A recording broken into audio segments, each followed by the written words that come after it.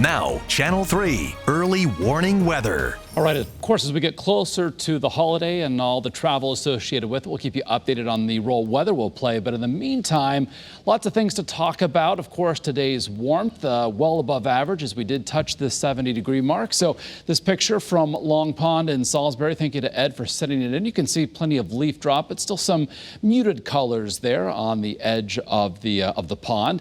And again, temperatures today reaching the upper 60s and even low 70s. 71, the warm spot on the map coming in from Meriden along the shoreline, topping out today even between 60 and 65. Absolutely gorgeous. Here in the 11 o'clock hour, we're still quite mild. Low and mid 50s in many communities across our state, and a mild night is certainly on tap. So winds have gone calm, but clouds have moved in advance of a cold front. So that's going to really prevent temperatures from dropping off too much more as we head through the overnight hours. We'll go from the 50s into the 40s.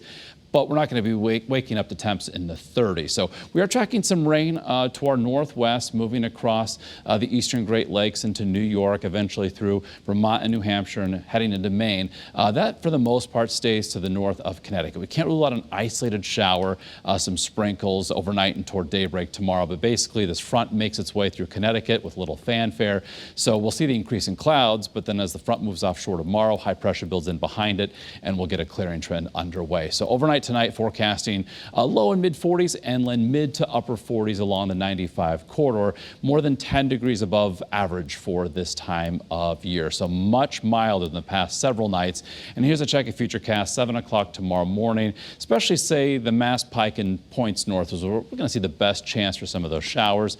And then as we make our way through the day tomorrow, an increasing amount of sunshine, something we'll even see by late morning. So another beautiful afternoon. Temperatures tomorrow still above average, normal highs in the mid 50s. It just won't be as warm as today.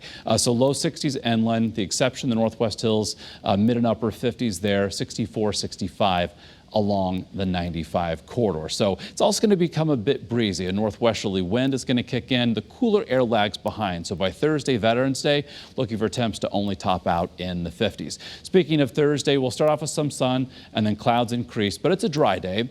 Things change though as we close out the week. Here's a check of Friday morning. Rain heavy at times working through the region. And then it's going to be exiting as we head toward the Friday evening commute. The wind is also going to be intensifying as an area of low pressure develops and rides along a front, and it's also going to bring in some briefly milder air. So we're going to head back into the 60s before dropping over the upcoming weekend. And also Friday, we can't rule out some rumbles of thunder. We could see perhaps up to maybe even over an inch of rain in some communities. Then our Saturday, we're going to start off with some sunshine, clouds increase. Can't rule out some late day showers, not a washout. Then Sunday, we're forecasting dry weather.